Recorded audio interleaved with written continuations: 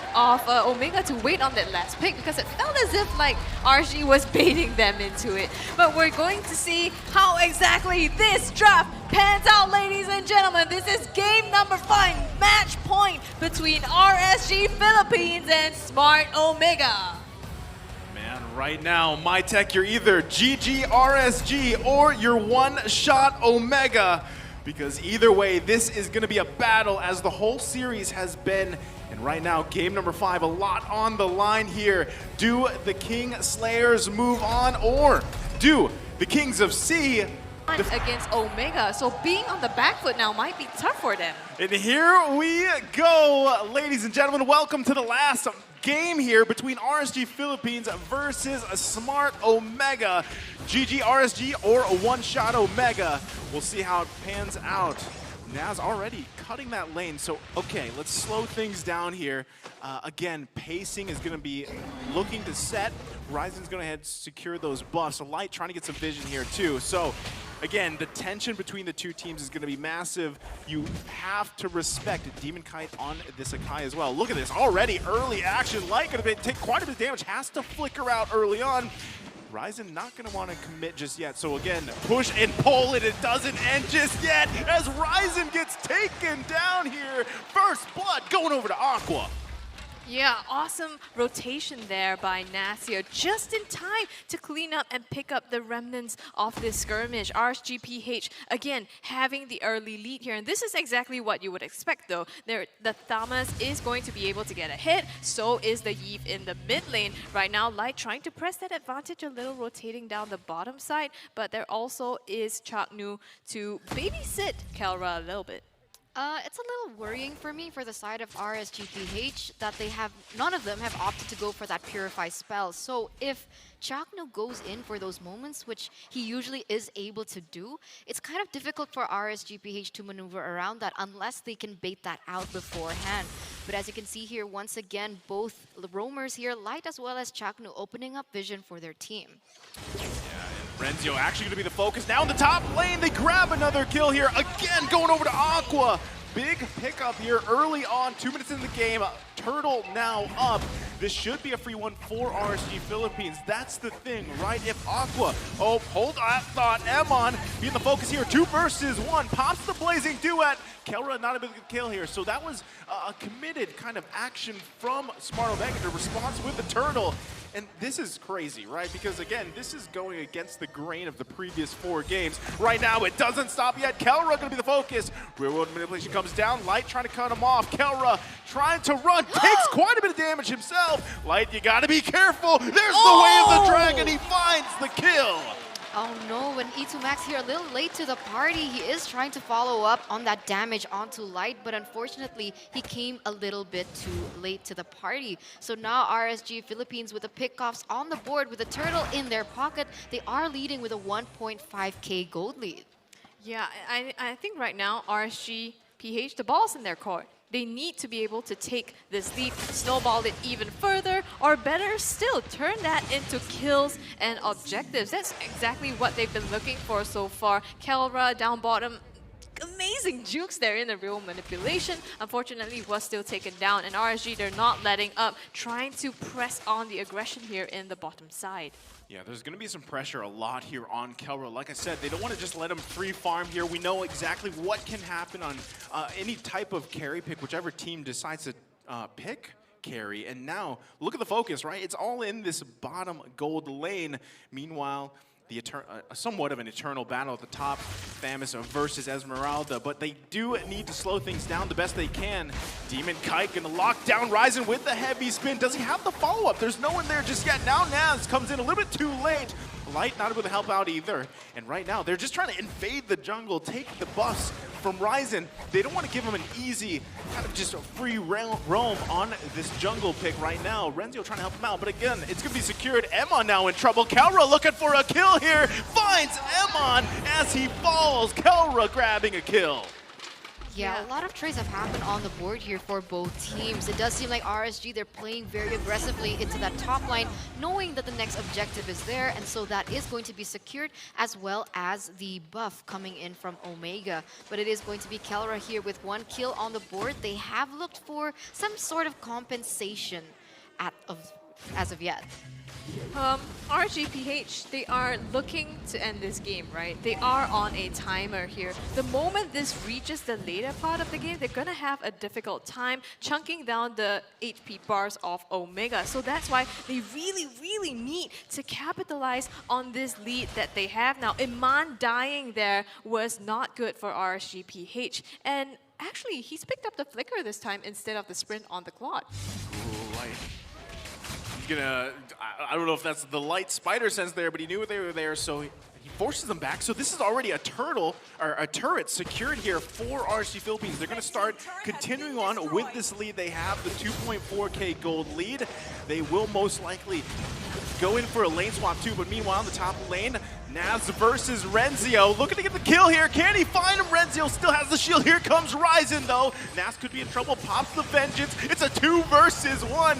This man knows how to play, but hold on. They focus him down, and Naz falls. Man, it took 2 members from the side of Omega to commit onto Makunaz himself in order for him to get taken down. He is so good in that EXP lane, buying so much time and baiting a lot of man resources coming in from Omega, whereas Demon Kite in the meanwhile has just secured and been so aggressive into the jungle of Omega.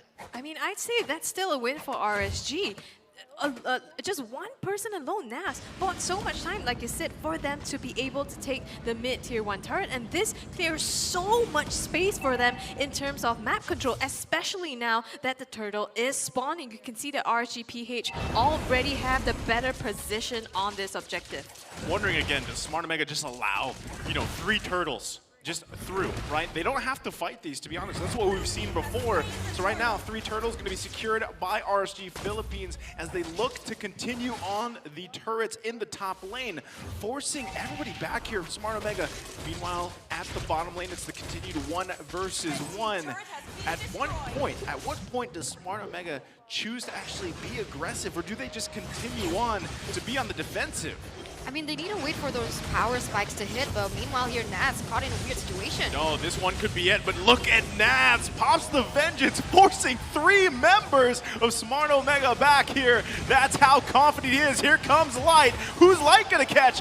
Forcing Ryzen back now. There's gonna be the dawning light. Naz quite low here. Ryzen trying to roll out. Jack New there, just waiting patiently here. That's gonna be the knockup. They find the way of the dragon as 1 falls for Smart Omega. Chase was so long. I almost thought they might fall into a bait of sorts by Omega, but still being able to take Ryzen down there, so extremely well played. Now RSG, they are at about a 3K gold lead ahead of Omega. Not super far ahead yet, but they are definitely looking to press this on. As you can see, map state 3 turrets already down, so RSG feels like they've put a pedal to the metal. Oh, right now, another wave. The Dragon is going to find the connection here. Max falls. This is the decision-making of Light, just showing how strong it's going to work here. He's already 3-0. Oh no, this isn't looking good for the side of Omega at all. Already 4,000 gold lead, 4 turrets, 3 turtles. I do understand this is the way that Omega plays. They don't want to try and contest all these objectives on the board and wait for the power spikes to happen. But you're right, when is that going to be? Because they are so behind, it's going to take quite a while for Kelra to build those initial items, those very imperative items, as well as to wait on the power spikes coming in from E2 Max. He does already have that item built up, so maybe perhaps he can use that Dawning Light a little bit more effectively, as well as more in duration. Yeah, I think as the game goes on, right, it gets a lot lower here, but already confidence showing. They're going to go ahead and work on this normal Lord up. It's only 8, almost 9 minutes into the game. Smart Omega not even around this, really. They don't even care about this first Lord. They're just going to give it in the hands here of Demon Kite as he goes ahead and gets the Retribution off. Meanwhile, Nav's going to focus on N2 Max here, forcing them back a little bit. Light now making his way up. Could be looking for a target if he decides to get in. Flicker's almost up here. Not going to be able to get it yet. N2 Max in trouble. Demon Kite under turret here, forcing forcing them back as that 2 Max is now fallen. Light once again, can he find it? There's the combination, gets the way of the dragon, and another kill goes to RSG Philippines. Light being an absolute beast on this troll right now, getting that 2-man knockup as well as the flicker ult onto Omega. My goodness! And now 9 minutes into the game, RSGPH, they're looming over Omega's bases here with the Lord coming up, charging up the top side. They're also putting pressure on this mid lane. I mean, every single one of the members of RSG, they're playing so insanely. Nats dealing out so much damage, but also able to sustain the damage given to him, as well as Light being able to take those really critical plays as the real-world manipulation here gets popped up. Look how much damage that's doing, Renzio!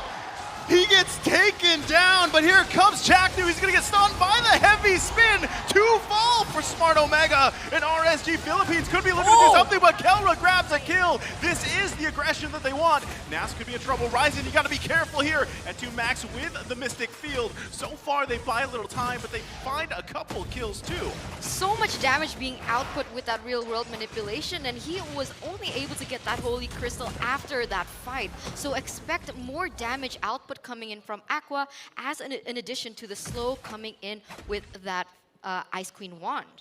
I mean, great plays now by RSG. Didn't manage to take down any of the inhibitors, but still it was a good push. And now looking at the items, Kelra actually picking up the Wind of Nature already, so he's going to be able to mitigate some of that damage coming especially from Iman's Blazing Duet.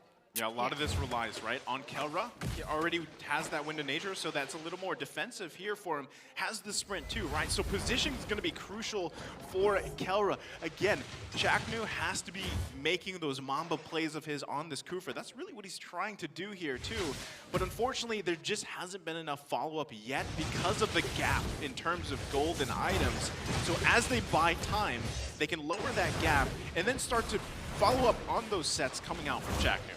Okay, in game number 1, Omega was behind 10,000 gold and they were able to still win that game. So there is still definitely a possibility that Omega can come back from this. So let's not lose hope for now as we wait on the power spikes to continue to progress for the side of Omega. E2 Max has not yet gotten that lightning truncheon, so the damage output is still not at max capacity. But meanwhile, RSGPH with their beautiful setups, they are going ahead to take this next objective in that Lord. Yeah, and I think the difference here is that Omega definitely is geared with a better draft this time to take the late game. So even though it sounds similar to game 1, I think it is on RSGPH to close this game out as soon as they can. Now they've secured the Lord completely for free. Omega not even going to contest this, so very, very disciplined, knowing that they need to just drag this game out for as long as possible, but they're going to have to put up one big defense here. Wow, look at the damage dealt here from Navs, right? Like I said, this is a signature hero. Possible? Yeah, it's Navs on Thamus, right? This is one of his signature hero picks from the previous seasons. He knows exactly how to play this into the Esmeralda, and now already base can be cracked open here for Smart Omega. They're gonna have to defend their minds out as they work on the Lord. Mid turret's gonna be taken down here. Dawning Light comes out. Renzio goes in with a Falling Star Moon. Real world manipulation comes down, forcing them back here. Light finds someone, but they're all gonna be up just now. Chaknu's gonna charge up, and it's okay. They do lose 2 turrets, but no one goes down. Yeah, so far still no. I really almost thought Chaknu was going to pull the trigger there, especially since Aqua has already expended that huge ultimate. But I guess Omega, they know that they have to wait it out, so still going to just, you know, be a bit more disciplined here, a bit more patient, as well as they look to just clear up the lanes. Yeah, this is difficult for Omega. Sure, Kelra already has a Scarlet Phantom as well, so we can see the damage already kind of building, but not to max capacity. And Aqua on top of it already with the glowing wand being taken for himself. KDA of 404, so in addition to the slow, in addition to the damage from that Holy Crystal as well, we can already feel the dot that is going to be a huge factor in this upcoming game. There you go, Light with the Way of the Dragon. Real world manipulation goes down. Look at Emon! Finds Get2 Max with the Blazing Duet. Renzio trying to turn this one around. Emon might be a little overextended, takes quite a bit of damage. damage himself. Demon Kite there trying to block them off. Renzio, you have to be careful here. Only one falls for Smart Omega. That could have been way worse than what happened. Well, but they're just so quick. You can see RSG, the moment they got what they want, they got E2 Max, they immediately retreated. And Chagnu, even though he was trying to find that counter engage, he just couldn't close the gap. Oh man, this is, yeah, like you said, Eterna, this is a tough situation. They have to be really careful on where they engage. And if you notice too, right, again, a lot of that damage is front-loaded on this carry as another item is secured here. They got to be careful here. Renzio, Demon Kite gonna zone them out with the heavy spin. Next Lord gonna be up in 20 seconds. It would surprise me if Smart Omega does not actually want to contest the next Lord, because how long? How long can they just defend in their base? I mean, we've seen it before. They proved us wrong before. But do you really want to continue to lose turret after turret in your base with a charged up Lord coming in? It all depends if Chaknu can find a moment or not, because without a proper setup coming in from Chaknu or even Ryzen perhaps on the Baxia, it's going to be very difficult for Kelra to deal out the damage because of that lack in range that the carry is currently facing. So RSGPH, they just need to be able to situate themselves in a way that they're not grouped up, and they are definitely going to be able to win this Lord without any contest. You can see that Renzio's positioning himself, giving vision to his team as well on this Lord. So potentially they might want to contest this. Ryzen also making his way down slowly to this objective. Now it's getting harder and harder for RSG now to be able to take these team fights really cleanly. And so they definitely have to be careful. Look at Light coming in from the back. He's going to be looking for a target here. Lord's still going to be worked on. Renzio's got to be careful too. Now the rest of RSG Philippines going to focus on the Lord. No one's going to go just yet. Who's going to secure this one? Light takes quite a bit of damage. It's going to be secured here by Demon Kite, and that one is taken by them. He has to use the heavy spin to buy some time, but he's going to fall here. Killing spree for Kelra as he finds Demon Kite, but now they have to defend against the Lord. One member taken down for the side of RSG, and you could see that E2 Max was waiting to pop out that Dawning Light to be able to secure or steal away the Lord. Unfortunately, it came out a second too late, and RSGPH, Demon Kite, was able to get that even though he got taken down in return. That was a bit too close for comfort for me, honestly. On RSG, Light trying to find the flank, but at the same time, you cannot just walk up into Kelra at this point. But the knockup comes on to Chagnu. The flicker will not save him as Iman dives back into them with the blazing duet here. Does not get any more kills, but Ryzen taking a lot of damage. Knockup comes through, so does the damage, and he falls as well. Kelra trying to escape from the real manipulation, but he does not get it. He falls as well, gets sealed in the body bag, and now Renzio getting a consolation prize onto RSGPH, but they're going for the end here. They're trying to do it. The damage on the core, it's gonna be RSGPH that takes game number 5. The King Slayers out of